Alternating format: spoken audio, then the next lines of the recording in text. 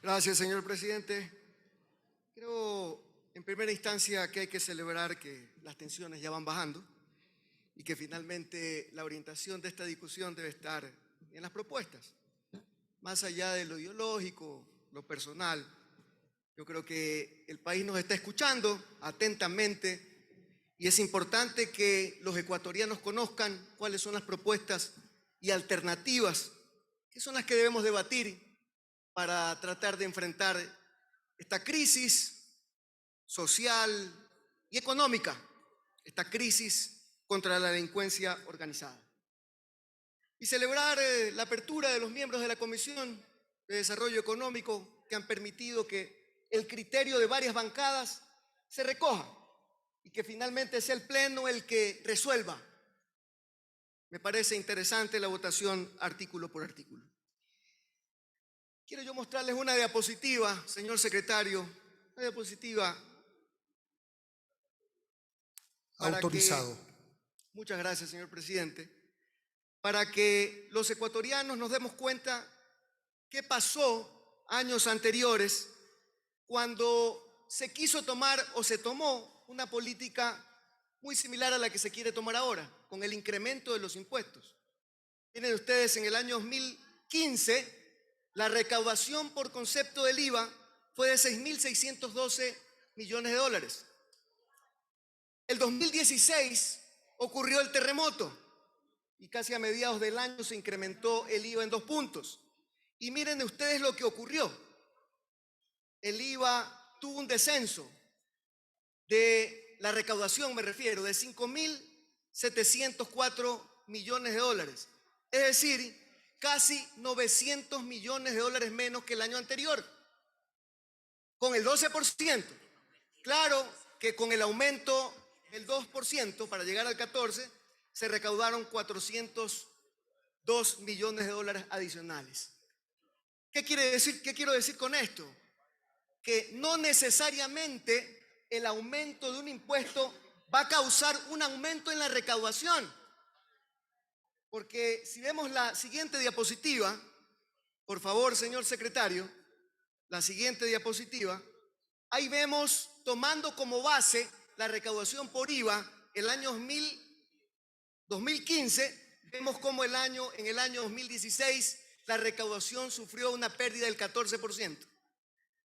Y en el año 2017, que todavía hasta mediados de año teníamos el incremento del 2% en el IVA hasta el 14%, todavía no se recuperó la recaudación y solo llegamos al 95% del año 2015 tomándolo como base. Claro, se recaudó por el concepto de 2% cerca de 1.000 millones de dólares. Pero la cantidad total de recaudación del IVA disminuyó. ¿Qué significa esto, queridos colegas asambleístas?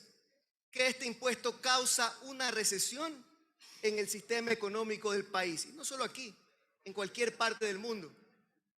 Es equivocado el hecho de que pensemos de que porque aquí en teoría tenemos el IVA más bajo de la región, quiere decir que hay que aumentarlo, porque sencillamente no tenemos una misma política cambiaria que otros países de la región y debería comparársenos con otros países que sí tienen una política como la nuestra, es decir, dolarizada, una economía dolarizada, como El Salvador, como Panamá, como los Estados Unidos. Y ellos tienen impuestos relacionados a la venta y consumo de bienes y servicios de solo un dígito. La solución, queridos compañeros asambleístas, no está por el aumento de más tributos, porque eso, sin lugar a dudas, más allá de ser regresivo, causa el decrecimiento en la economía, porque el PIB va a disminuir. Si el PIB disminuye, hay menos consumo, disminuye la inversión y consecuentemente, al haber menos inversión, las empresas tendrán que prescindir de los servicios de muchos empleados, que incluso se verá debilitado el trabajo informal. ¿Saben ustedes cuál es el nicho del mercado de la informalidad o del trabajo no adecuado, como se lo dice técnicamente, en todo el Ecuador? Son las personas de clase media, pues. Y si las personas de clase media empiezan a perder sus empleos porque los inversionistas no inyectan capital, entonces los ciudadanos que hacen comercio informal, aquellos de los que muchos han dicho aquí que venden $2, $3, $5 al día para poder mantenerse, ni siquiera van a tener esos 4 o 5 dólares para poder mantener sus hogares. La clase media, que es el mayor consumidor, evitará el gasto y producto de esa incertidumbre habrá especulación, disminuirán las compras y los informales van a tener las consecuencias. Que la dolarización corre riesgo. La dolarización corre riesgo cuando no hay dinero en la economía. ¿Y saben ustedes cuándo hay más dinero en la economía? Cuando exportamos más, pues.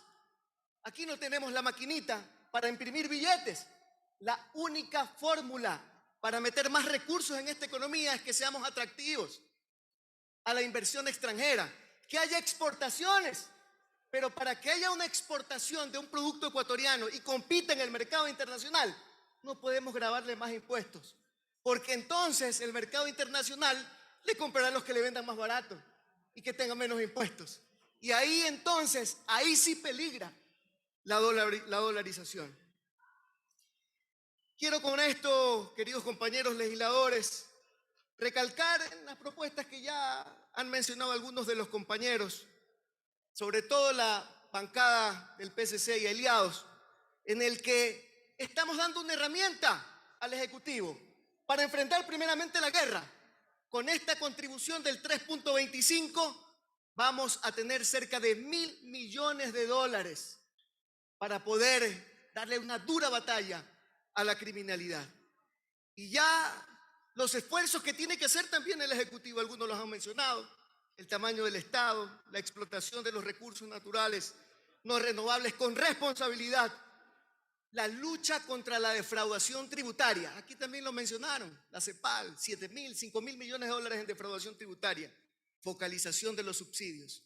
Hay elementos suficientes, compañeros legisladores, para que el Ejecutivo pueda enfrentar de mejor manera esta crisis social que estamos viviendo. Quiero finalmente, ya para terminar mi intervención, decirles a los compañeros legisladores que hay que trabajar con pasión para el Ecuador, que más allá de las diferencias que tengamos, una vez que termine esta sesión y hayamos votado, demos una muestra de unidad en esas diferencias que tenemos. Muchísimas gracias, señor presidente. Gracias. Usted tiene la palabra, la asambleísta.